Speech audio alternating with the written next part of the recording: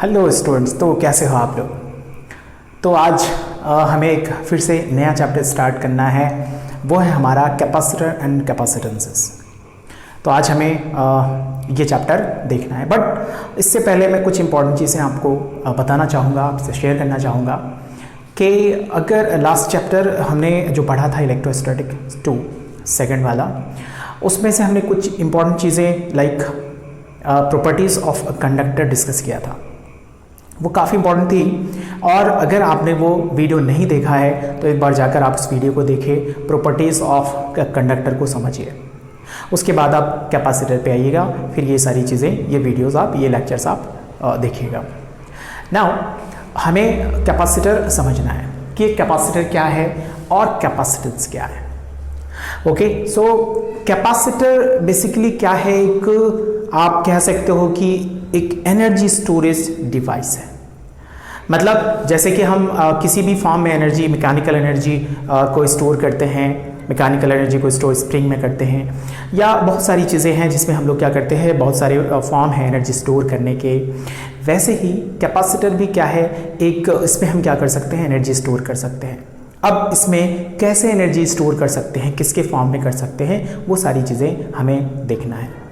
ठीक है, तो जैसे मैंने आपसे कहा कि कंडक्टर की प्रॉपर्टीज़ को आप पढ़िएगा, तो मतलब ये है कि अगर मैं एक कंडक्टर कंसिडर करता हूँ और उस कंडक्टर पे कुछ चार्ज देता हूँ, है ना, तो उस कंडक्टर में क्या होगी, इलेक्ट्रिक फील्ड आएगी।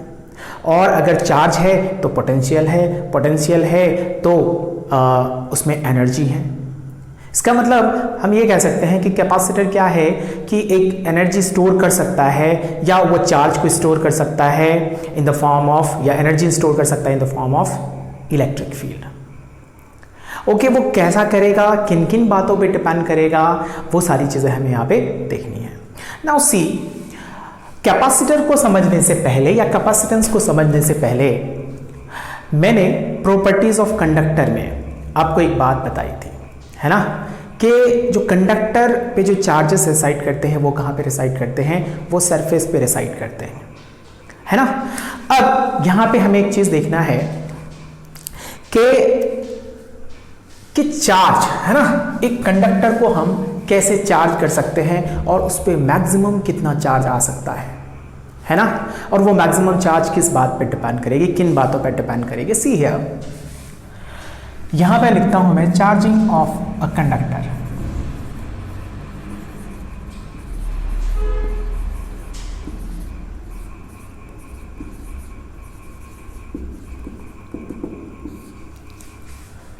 मतलब हमें यहां देखना है कि वो मैक्सिमम लिमिट क्या है, अगर किसी मैं कंडक्टर को चार्ज करता हूं तो उस पर मैक्सिमम कितनी चार्ज आ सकती है और किन बातों पे डिपेंड करेगी। सी हियर, सपोज ये मेरा एक कंडक्टर है, एंड आपको पता है कि इस पे अगर आप चार्ज दोगे तो चार्ज डेंसिटी किस बात पे डिपेंड करती है। मैंने आपको बताया था कि ये sigma charge density is inversely proportional to क्या होता है, रेडियस ऑफ कर्वेचर। मतलब अगर मैं यहाँ की बात करूँ, यहाँ पे रेडियस ज़्यादा है, यहाँ पे रेडियस कम है, और मैंने प्रॉपर्टीज़ ऑफ अ कंडक्टर में आपको बताया था कि जहाँ पे शार्प एजेस होते हैं वहाँ पे चार्जेस की डेंसिटी क्या होती है, ज़्यादा होती है, और वहाँ से चार्ज लीकेज के भी चांसेस बहुत ज़्यादा होते हैं। मैंने एग्जाम्पल के थ्रू से आपको बताया था। नाउ सी सर, अगर मैं इस वाले नो शार्प एज की बात करूं, या यहाँ जहाँ पे रेडियस क्या है हमारा, बहुत कम रेडियस है, वहाँ से चार्जेस की लीकेज के चांसेस ज़्यादा है, क्योंकि यहाँ पे डेंसिटी क्या होगी, हमारी ज़्यादा होगी। और अगर डेंसिटी ज़्यादा है तो देखो बेसिकली यहाँ पे आप देख सकते हो कि यहाँ पे क्या निकलती है, इलेक्ट्रिक फील्ड। और ये इलेक्ट्रिक फील्ड, क्योंकि यहाँ पे चार्ज की डेंसिटी ज़्यादा है, तो ये इलेक्ट्रिक फील्ड यहाँ के जब स्ट्रेंथ बढ़ जाएगी, है ना, जब धीरे धीरे चार्जेस यहाँ पे क्या हो जाएंगे, डेंसिटी बढ़ेगी, तो यहाँ पे इलेक्ट्रिक फील्ड की स्ट्रेंथ भी बढ़ेगी। और जब इलेक्ट्रिक फील्ड की स्ट्रेंथ बढ़ेगी तो आपको पता है यहाँ पे एयर है या कोई मीडियम है, आपने इस कंडक्टर को किसी मीडियम में रखा होगा, सपोज मैंने एयर में रखा इसे, है ना। तो यहाँ पे एयर मॉलिक्यूल्स होंगे, है ना। और मान लो कि एक जस्ट लाइक एक डाइलेक्ट्रिक है ना, ये डाइलेक्ट्रिक है, सपोज डाइलेक्ट्रिक है। आपने थोड़ी बहुत डाइलेक्ट्रिक की प्रॉपर्टी पढ़ी है ना, आपको पता है डाइलेक्ट्रिक क्या है। तो जब इलेक्ट्रिक फील्ड बहुत ज़्यादा होगी, इलेक्ट्रिक फील्ड ज़्यादा होगी, तो ये क्या करेंगे, इन जो एयर है ना, यहाँ पे जो एयर है, मॉलिक्यूल्स हैं, उसको क्या कर देंगे, ये आयनाइज कर देंगे।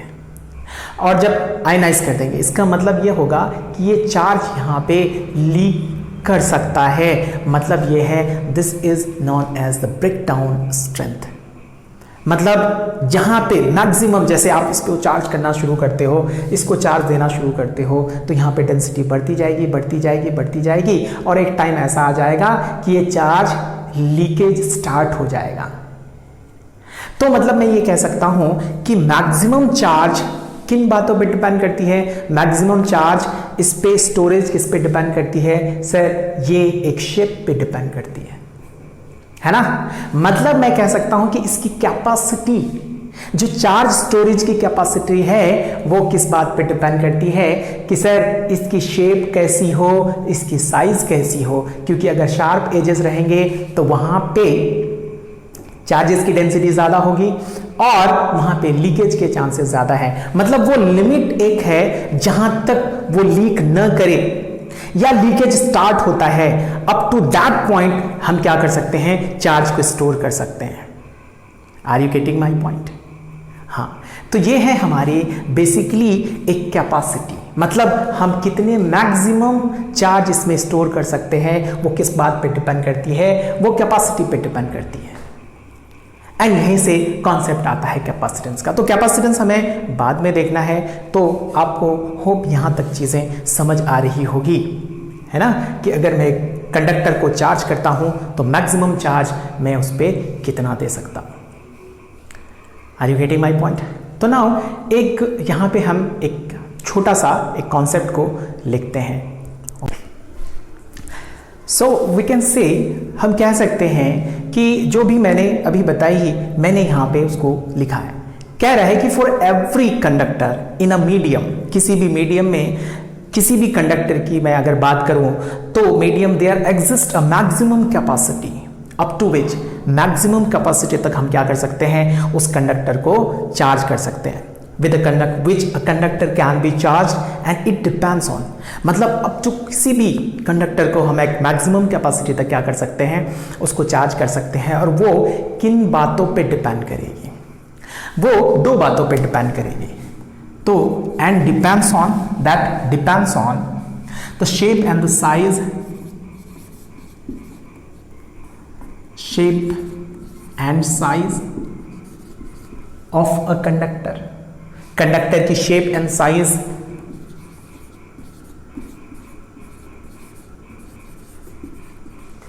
एंड सेकंड है सराउंडिंग मीडियम।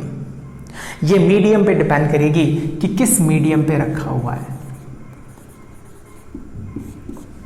दूसरा है इसका सराउंडिंग का मीडियम। जैसे इस केस में हमने देखा कि सराउंडिंग का मीडियम हमारा क्या है, एयर है।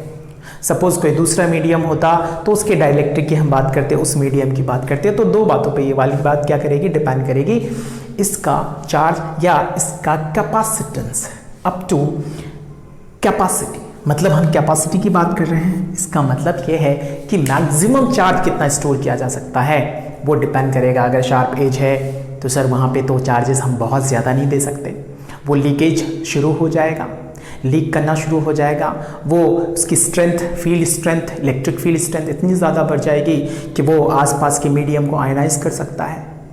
ओके, सो इन बातों पे हमें क्या देनी पड़ेगी, ध्यान देनी पड़ेगी किसी भी कंडक्टर को चार्ज करते वक्त। ओके, सो नाउ बात आ रही है सर कैपेसिटी एंड कैपेसिटेंस की। तो इस कैपेसिटेंस, जैसे मैंने आपको बताया कि ये दो बातों पे डिपेंड करती है, तो अब हमें फाइंड करना है कि ये कैपेसिटेंस क्या है। Are you getting my point? Okay, so see here. So हमने अभी देखा कि किसी कंडक्टर पे कितना मैक्सिमम चार्ज दे सकते हैं और किन बातों पे डिपेंड करती है। या आप उसके हेडिंग को ऐसे भी समझ सकते हो जो अभी अभी हमने बताया, charging capacity, charging of a conductor, या आप कह सकते हो कि charging capacity, charging capacity, capacity of a conductor, वो था हमारा चार्जिंग कैपेसिटी, मतलब कितना ज़्यादा वो चार्ज स्टोर कर सकता हूँ। नाउ नेक्स्ट है हमारे पास जो हमें पढ़ना है वो है कैपेसिटेंस। कैपेसिटेंस, ये कैपेसिटेंस क्या है? ओके, ये हमें देखना है। सपोज हमारे पास एक कंडक्टर है, suppose there is a conductor, आप कोई सा भी कंडक्टर ले सकते हो, मैंने एक स्फेरिकल टाइप का कंडक्टर ले लिया। अब इस पे अगर मैं चार्ज देता हूं तो इसकी पोटेंशियल बढ़ती जाएगी, जैसे जैसे चार्ज आएगा वैसे वैसे इस पे पोटेंशियल भी आएगा, है ना। तो सपोज मैंने यहाँ पे प्लस क्यू चार्ज दिया इसे, या ऐसे कह दो क्यू चार्ज दिया, स्मॉल क्यू चार्ज दिया, इंटरमीडिएट चार्ज है, चार्ज करना शुरू किया, देना शुरू किया, तो ये जो पोटेंशियल है हमारा V क्या है, चार्ज पे डिपेंड करेगा, क्योंकि आपने अगर एक स्फेरिकल कंडक्टर की बात करो, सिंपली हमने देखा था पोटेंशियल किन बात पे डिपेंड करती थी, वो चार्ज पे डिपेंड कर रही थी। या यहाँ पे मैं किसी भी कंडक्टर की बात कर सकता हूँ, उस पर अगर चार्ज आएगा तो उस पर पोटेंशियल आएगा, मतलब this potential is directly proportional to this charge. और वी कैन से, यहाँ से अगर मैं कह सकता हूँ और this Q is directly proportional to V, आप यहाँ से भी देख सकते हो, या यहाँ से Q directly proportional to V कह सकता हूँ। This Q is equal to कितना हो जाएगा, CV हो जाएगा, and this C is known as capacitance, this C is known as capacitance, and ये हमारा क्या है, कैपेसिटेंस है, कैपेसिटेंस। एंड ये जो पोटेंशियल है ये बेसिकली एक पोटेंशियल एब्सोल्यूट नहीं है, बल्कि एक रेफरेंस लेवल पे डिपेंड करेगा। ओके, सो ये रेफरेंस लेवल, जैसे कि हमारे केस में हम क्या जनरली रेफरेंस लेवल क्या मानते हैं, इनफाइनाइट पे मानते हैं। और अगर मैं इनफाइनाइट की बात करता हूँ, रेफरेंस इनफाइनाइट की बात करता हूँ, तो V इनफाइनाइट क्या हो जाता है, ज़ीरो हो जाता है। तो उस ज़ीरो के रेस्पेक्ट में हमने देखा यहाँ इस सरफेस पे या किसी भी पॉइंट पे पोटेंशियल कितना है, V पोटेंशियल है, where Q is what, Q is the charge. Okay, so this C is the proportionality constant. जैसे ओम्स लॉ में आप देखा था, आपने देखा होगा 10th स्टैंडर्ड में आपने पढ़ा था, 10th क्लास में आपने ओम्स लॉ पढ़ा था, वहाँ पे हमारा एक V है ना is equal to I R आया करता था, वेर आर को प्रोपोर्शनैलिटी कांस्टेंट हम लोग कंसिडर करते थे। नाउ सर, अगर मैं इस कैपेसिटेंस की बात करता हूँ तो ये कैपेसिटेंस किन किन बातों पे डिपेंड करती है, क्यों? अगर यहाँ पे C इज इक्वल टू देखा जाए तो this is Q by V। Now क्या सर ये Q पे डिपेंड करेगी, क्या ये V पे डिपेंड करेगी? नो सर, ये चार्ज पे डिपेंड नहीं करेगा और ना ही ये पोटेंशियल पे डिपेंड करेगा, है ना। ये अभी अभी मैंने आपको बताया कि ये कैपेसिटेंस किन किन बातों पे डिपेंड करती है, ये शेप एंड साइज पे डिपेंड करती है ना। और दूसरा क्या है कि सराउंडिंग का मीडियम क्या है, क्या वो एयर है या कोई और मीडियम है, इन दोनों बात पे क्या करेगी, वो डिपेंड करेगी। Are you getting my point? So अब इसका यूनिट देख लेना है ना। अच्छा, चार्ज की यूनिट अगर आप यहाँ पे देखो तो चार्ज की यूनिट क्या होती है, कूलम होती है, एंड डिवाइडेड बाय यहाँ पे क्या होगी हमारा वोल्ट, ठीक है ना। आप ये कह सकते हो, है ना। और इसकी आप यूनिट की बात करो, SI यूनिट की बात करो तो हमारा यहाँ पे क्या हो जाएगा, दैट इज फैराड। हम इसकी यूनिट फैराड भी लेते हैं। Okay, so this is the unit. Are you getting my point? So now से आगे बढ़ते हैं हम लोग, है ना, यहाँ से Q coulomb divided by volt पर एंड देन फैराड। तो कैपेसिटेंस की यूनिट हमारा 10 बच। अच्छा, इसको हम लोग माइक्रो फैराड में भी लिखते हैं, है ना, पिको फैराड में भी लिखते हैं। माइक्रो आपको पता है 10⁻⁻⁶ हो जाता है, पिको आपको पता ही है। Okay, so this is the capacitance. तो कैपेसिटेंस शेप एंड साइज पे डिपेंड करती है ना, ये चार्ज पे डिपेंड नहीं करेगी, ये पोटेंशियल पे डिपेंड नहीं करेगी। ओके, सो नाउ इसके आगे, इसके बाद जो हमें समझना है वो है हमारा capacitance of an isolated conducting sphere. एक आइसोलेटेड कंडक्टिंग स्फीयर ले लिया, एक कंडक्टिंग स्फीयर ले लिया, तो उसकी कैपेसिटेंस कितनी होगी, यूनिट वगैरह हमने यहाँ पे देख ही लिया ना। अगर मैं एक आइसोलेटेड स्फीयर लेता हूँ, कंडक्टिंग स्फीयर लेता हूँ, एंड सपोज इसका रेडियस हमारा कितना है, r is the radius, and मैंने इस पे प्लस Q चार्ज दिया, प्लस Q चार्ज दिया, तो इसके सरफेस पे, क्योंकि ये कंडक्टर है, तो सरफेस पे चार्जेस क्या करेंगे, रिसाइड करेंगे। तो इसकी हमें कैपेसिटेंस फाइंड करनी है, तो सर कैसे फाइंड करें? आपको पता है कि सर अगर कैपेसिटेंस मुझे लिखना है तो capacitance this Q is equal to CV, then this C can be written as Q divided by V. Now we need to find out this potential sir. अगर मैं पोटेंशियल फाइंड कर लेता हूं तो हमारा कैपेसिटेंस फाइंड हो जाएगा ना। आपको पता है कि सर ये पोटेंशियल कितना हो जाता है, K Q divided by R, और we can say this is 1/4 pi epsilon naught Q divided by R. सो अगर मैं इस पोटेंशियल की वैल्यू, एंड रिमेंबर पोटेंशियल, ये पोटेंशियल V तब है यहाँ पे जब इनफाइनाइट पे हमने पोटेंशियल क्या माना है, 0 माना है, इनफाइनाइट के रेफरेंस में। So here C is equal to Q is equals to Q divided by 1/4 pi epsilon naught R Q divided by. So this Q gets cancelled out, then this C becomes 4 pi epsilon naught R. आप यहाँ पे देख सकते हो कि ये capacitance क्या potential पे डिपेंड कर रहा है, क्या चार्ज पे डिपेंड कर रहा है? No sir. क्या रेडियस पे डिपेंड कर रहा है? यस, इसके रेडियस पे डिपेंड कर रहा है कि इसका रेडियस कितना है। इसलिए मैंने कहा कि उसके शेप एंड साइज पे डिपेंड करेगा और मीडियम पे डिपेंड करेगा। सर ये जो मीडियम है ये हमारा सराउंडिंग का मीडियम क्या है, या तो आप कह सकते हो फ्री स्पेस है, और यू कैन से यहाँ पे एयर है, तो एयर के रिस्पेक्टिव हमारा ये वाला है। और अगर मैं कह दिया कि मीडियम है, सपोज हमारा एयर नहीं है, कोई मीडियम है और उस मीडियम की रिलेटिव परमिटिविटी, सपोज हमारे पास मीडियम है एंड उस मीडियम की रिलेटिव परमिटिविटी कितनी है, ER है, एप्सिलॉन R है, सॉरी एप्सिलॉन R है। इन मीडियम है ना, in medium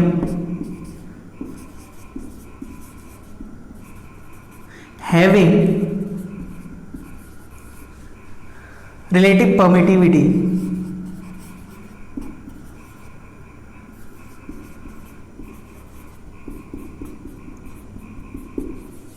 epsilon R, then E epsilon is epsilon naught epsilon R। तो मतलब यहाँ पे मैं क्या लिख सकता हूँ, एप्सिलॉन लिख सकता हूँ, एंड हमारा कैपेसिटेंस कितना हो जाएगा, that becomes 4 pi epsilon not epsilon R into R। मतलब ये है कि सर अगर मीडियम है हमारा, दूसरा मीडियम है, तो उस मीडियम की परमिटिविटी आएगी, और अगर फ्री स्पेस है तो फ्री स्पेस की परमिटिविटी आएगी। इट मीन्स इसकी कैपेसिटेंस मीडियम पे भी डिपेंड कर रहा है। Are you getting my point? तो मैं नेक्स्ट पॉइंट पे आगे मूव करता हूँ। नेक्स्ट पॉइंट है हमारा कि सपोज मैंने 2 कंडक्टर्स लिए, 2 कंडक्टर्स में चार्जेस का शेयरिंग कैसा होगा, चार्जेस की शेयरिंग किन किन बातों पे डिपेंड करेगी, वो हमें देखना है।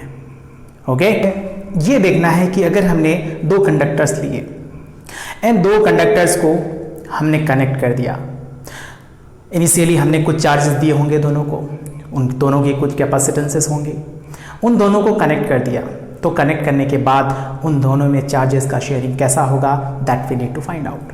सी, हमने एक कंडक्टर, सपोज एक कंडक्टर मैंने ये वाला लिया और दूसरा कंडक्टर मैंने ऐसा कुछ कंडक्टर ले लिया, एंड इस पे सपोज इसकी कैपेसिटेंस C1 है, इसकी कैपेसिटेंस कितनी है, C2 है। आप इसको छोटा भी कंसिडर कर सकते हो, छोटा सा कंसिडर कर लो ताकि आपको समझ आए थोड़ा। मान लो ऐसा ले लिया एंड ये थोड़ा सा बड़ा है, इसकी कैपेसिटेंस C1 है, इसकी कैपेसिटेंस C2 है। मैंने इस पे चार्ज Q1 दिया और इस पे चार्ज Q2 दिया। तो इनिशियली देखा जाए इसकी कैपेसिटेंस C1 है, Q1 है, तो पोटेंशियल कितना हो जाएगा, V1 इज इक्वल टू, है ना, Q is equal to CV, तो Q1 divided by C1। And इस वाले की पोटेंशियल कितनी है, Q2 डिवाइडेड बाई C2। तो ये हमारा क्या है, दोनों कंडक्टर्स को मैंने क्या रख दिया, यहाँ पे प्लेस कर दिया। ना इसको मैं कनेक्ट करता हूँ। अगर मैंने इसको कनेक्ट कर दिया तो कनेक्ट करेंगे तो इस पे चार्जेस का फ्लो होगा, एंड चार्जेस का फ्लो होगा तो फाइनली सपोज फाइनल चार्ज इस पे Q1 डैश आता है और उस पे कितना आता है, Q2 dash. Final charges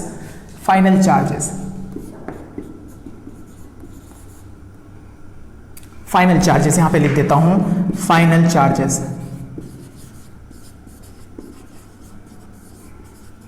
after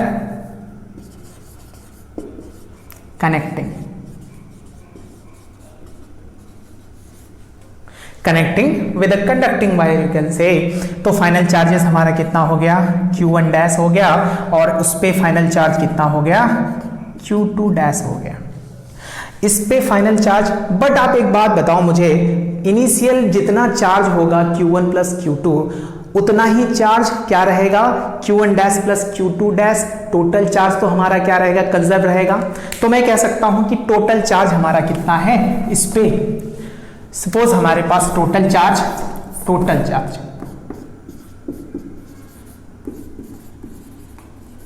मैं कह देता हूं Q है, and that is equal to Q1 plus Q2, and you can say this is equal to Q1 dash Q2 dash. यहां तक कोई प्रॉब्लम नहीं। नाउ हमारे पास फाइनल चार्ज ये आ गया, क्या मैं इसका फाइनल पोटेंशियल लिख सकता हूं, final potential can be written as Q1 dash divided by C1, and इसका final potential V2 dash is equal to Q2 dash divided by C2। Initially कुछ इस टाइप से था, पोटेंशियल डिफरेंस रहा होगा डेफिनेटली, तभी इसमें चार्जेस का फ्लो हुआ होगा। अगर पोटेंशियल डिफरेंस है तो चार्जेस का फ्लो हुआ होगा, एंड फाइनली जब दोनों की पोटेंशियल इक्वल हो गई होगी तो चार्जेस का फ्लो रुक गया होगा, एंड फाइनल चार्ज हमने माना कि इस पे फाइनल चार्ज कितना आया, Q2 डैश, और इस पे फाइनल चार्ज कितना आया, Q1 डैश आया। तो पोटेंशियल कितना रहा होगा, फाइनली पोटेंशियल V1 डैश रहा होगा, एंड इस पे पोटेंशियल कितना रहा होगा, V2 डैश रहा होगा। एंड फाइनली इन दोनों पे जो पोटेंशियल है क्या वो इक्वल रहा होगा, तो finally we can say V1 dash is equal to V2 dash. It means this Q1 dash divided by C1 is equals to Q2 dash divided by C2। इसका रेशियो अगर आप देखो तो Q1 dash divided by Q2 dash is equal to C1 divided by C2, Q1 dash divided by Q2 dash, C1 divided by C2। मतलब charges का ratio किनके ratio पे depend कर रहा है, सर कैपेसिटेंसेस के रेशियो पे डिपेंड कर रहा है। इट मीन्स अगर मैं यहां से फाइनली Q1 डैश कितना होगा और Q2 डैश कितना होगा ये फाइंड करना चाहूँ तो रेशियो से आप फाइंड कर सकते हो। यहाँ पे रेशियो आपको पता है तो आप इस पे फाइनल चार्ज फाइंड कर सकते हो। अदरवाइज यहाँ पे मैं क्या करता हूँ, यहाँ पे मैं एक और सिंपल सा तरीका देखता हूँ। रेशियो अगर नहीं समझ आता है सिंपली मैं क्या करता हूँ, यहाँ पे Q1 dash divided by Q2 dash plus 1 कर देता हूँ। दोनों साइड मैंने 1 से 1 को ऐड कर दिया तो यहाँ से Q1 dash plus Q2 dash divided by Q2 dash which is equal to C1 plus C2 divided by C2। तो यहाँ से Q2 डैश हमें कितना मिला, Q2 dash can be written as C2 divided by C1 plus C2 into Q1 dash plus Q2 dash. और ये क्या है हमारा, क्या ये टोटल चार्ज ही तो है, this total charge Q and हमने टोटल चार्ज Q लिखा। It means this Q2 dash, अब आपको कुछ नहीं करना है, सिंपली आपको ये रिलेशन आप यूज कर सकते हो, ये टोटल चार्ज आ गया हमारा। If this is Q2 dash then what about Q1 dash, sir Q1 dash can be written as C1 divided by C1 plus C2 into total charge. तो क्या हमने फाइनल चार्जेस फाइंड कर लिए, दोनों conductors पे कितने फाइनल चार्ज आए हमने फाइंड कर लिया। और आप इसको रेशियो से भी फाइंड कर सकते हैं, रेशियो इन प्रोपोर्शन से आपको पता है। अदरवाइज इस मेथड को आप यूज कर कर क्या कर सकते हो, फाइनल चार्जेस फाइंड कर सकते हो। Are you getting my point? क्या किसी भी पॉइंट पे आपको कहीं डाउट है? बहुत इंपॉर्टेंट पॉइंट्स है, आप इसको नोट करिए। इसके बाद मैं और कुछ चीज़ों को डिस्कस करता हूँ। Any doubts? No? Okay then आगे बढ़ते हैं। ओके सो नाउ हमें देखना है capacitor, practical capacitor you can say. Capacitor कह दो या फिर आप प्रैक्टिकल कैपेसिटर कह दो। अभी अभी हमने एक कैपेसिटेंस फाइंड की, आइसोलेटेड। सपोज मैंने इसको चार्ज दिया Q प्लस Q चार्ज दिया। देखो प्रैक्टिकली हम लोग क्या यूज करते हैं, आइसोलेटेड कैपेसिटर को यूज नहीं करते। This is known as isolated capacitor and उसकी कैपेसिटेंस अभी अभी हमने फाइंड की।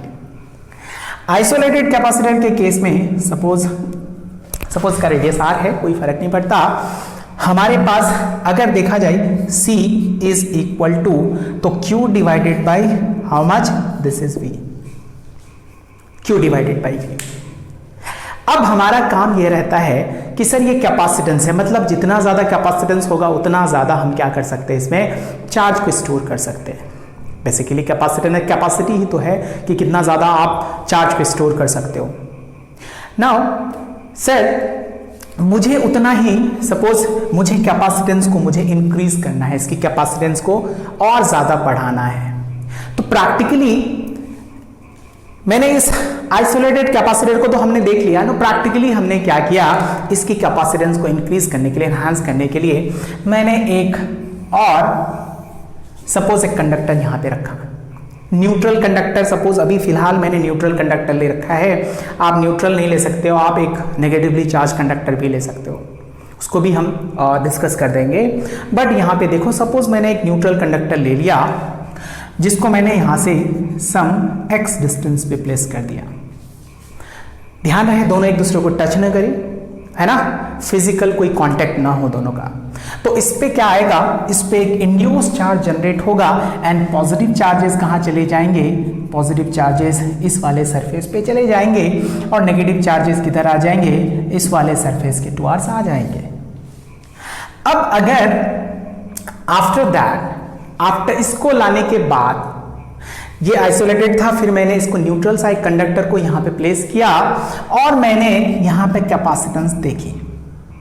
तो ये कैपेसिटेंस, सर इस पे तो कोई चार्ज नहीं है, न्यूट्रल है, ये एक चार्ज है, तो यहां पे पोटेंशियल कितना होगा, सर ये पोटेंशियल चार्ज तो इस पे Q ही है ना, इस पे चार्ज तो Q ही है। अब इसके वजह से भी पोटेंशियल आ रहा है, इसके वजह से मान लो कि इसके सेंटर पे मैं पोटेंशियल देख रहा हूं, तो सर यहां पे ओरिजिनली हमारे पास कितना पोटेंशियल था इसका, इसके वजह से, खुद के वजह से इसका पोटेंशियल कितना है, V है। और इस नेगेटिव चार्ज की वजह से भी यहाँ पे पोटेंशियल आएगा और पॉजिटिव चार्ज की वजह से भी पोटेंशियल आएगा। तो मैं इसको ऐड कर देता हूं एंड माइनस चार्ज की वजह से पोटेंशियल कितना आएगा, माइनस आएगा। बट सर आपको क्या करना है, कैपेसिटेंस को इनहांस कराना है, इसके कैपेसिटेंस को इंक्रीज कराना है, चार्ज हमारा वही है। अब सर ये वाली वैल्यू हमें चेक करनी है कि क्या है। सपोज यहां देखो सर ये जो V नेगेटिव है ये क्या होगा, ग्रेटर देन क्या होगा, V प्लस होगा इसके मैग्नीट्यूड की अगर आप बात करो तो, है ना। मैग्नीट्यूड इसलिए रहा हूं क्योंकि ये नेगेटिव होगा, है ना। आप V माइनस ग्रेटर देन क्या कह सकते हो, V प्लस कह सकते हो, बट मैग्नीट्यूड की मैं यहां पे बात कर रहा हूं क्योंकि देखो ये नेगेटिव चार्जेस क्या है, इसके नजदीक है ना। तो इसका डिनोमिनेटर क्या होगा, छोटा होगा, तो ये V नेगेटिव क्या होगा, ग्रेटर देन V पॉजिटिव होगा। तो इस वाले क्वांटिटी को आप देखो, ये क्वांटिटी क्या है, ये क्वांटिटी नेगेटिव है, ये टोटल क्वांटिटी इन दोनों का addition, and V minus some quantity क्या हो गई, इसकी डिनोमिनेटर छोटी हो गई। डिनोमिनेटर छोटी हो गई तो क्या ये कैपेसिटेंस हमारा इंक्रीज करना शुरू हो गया। क्या यही तो करना था हमें कि इसकी कैपेसिटेंस को बढ़ानी थी। तो दिस इज प्रैक्टिकल, है ना, आप कह सकते हो ही कि कैपेसिटर है। तो प्रैक्टिकल कैपेसिटर को हम लोग जब भी देखेंगे तो हम एक आइसोलेटेड कंडक्टर की बात नहीं करेंगे, हम दो कंडक्टर्स की बात करेंगे। Are you getting my point now sir. इसको और ज्यादा इनहांस किया जा सकता है। सपोज ये वाला चार्ज नहीं होता, सपोज पॉजिटिव चार्ज नहीं होता तो ये टर्म क्या हो जाता, वैनिश हो जाता और ये क्वांटिटी और छोटी हो जाती और कैपेसिटेंस और ज्यादा हो जाता। ठीक है सर। सपोज मैंने इसको न्यूट्रल नहीं लिया, अब मैंने एक नेगेटिव चार्ज ले लिया। सपोज मैंने माइनस क्यू चार्ज ले लिया होता तो हमारा कैपेसिटेंस को हम क्या कर सकते थे, इंक्रीज कर सकते थे, इनहांस कर सकते थे। देखो ऐसा क्यों हुआ, मैंने कहा था कि मीडियम पे डिपेंड करेगी एंड शेप एंड साइज पे डिपेंड करेगी। सर ये तो पहले ही था, अब एक और ला दिया तो ओवरऑल एक सिस्टम बन गया हमारा और इस पूरे सिस्टम की कैपेसिटेंस है, ये पूरे सिस्टम की कैपेसिटेंस क्या हो गई, एनहांस कर गई, इंक्रीज कर गई। Are you getting my point. क्या मेरी बातें समझ आ रही है, क्या चीजें क्लियर हो रही है। तो सर प्रैक्टिकली हमें क्या करना है, दो कंडक्टर्स को रखना है। तो आइसोलेटेड हमने देख लिया, आइसोलेटेड कंडक्टर का भी कैपेसिटेंस देख लिया, और अगर हमें दो कंडक्टर्स एक साथ मिल जाए जो कि जनरल केसेस में हमें देखने हैं, तो उस केसेस में क्या है हमारा, दिस इज द रिजल्ट। हम लोग कैपेसिटेंस को क्या कर सकते हैं, इंक्रीज कर सकते हैं। लाइकवाइज हम लोग पैरेलल प्लेट कंडक्टर्स देखते हैं। पैरेलल प्लेट कंडक्टर्स में दो हम लोग प्लेट्स लेते हैं और वो दो प्लेट्स, एक में पॉजिटिव चार्ज दिया तो दूसरे में नेगेटिव चार्ज देते हैं, और वहां से हमारा एक कैपेसिटेंस, एक कैपेसिटर फॉर्म होता है। Are you getting my point. Okay, तो आज के लिए ये इतना ही है। नेक्स्ट क्लास में हमें और चीज़ों को डिस्कस करनी है। हमें spherical capacitor, concentric spherical capacitors देखने हैं, उसकी कैपेसिटेंसेस फाइंड करनी है, सिलिंड्रिकल देखना है, देन हम क्या करेंगे, पैरेलल प्लेट कैपेसिटर में मूव करेंगे। ओके देन, आज के लिए इतना ही काफ़ी है। नेक्स्ट क्लास में मिलते हैं, तब तक के लिए आप खुश रहिए, पढ़ाई करिए। Thank you.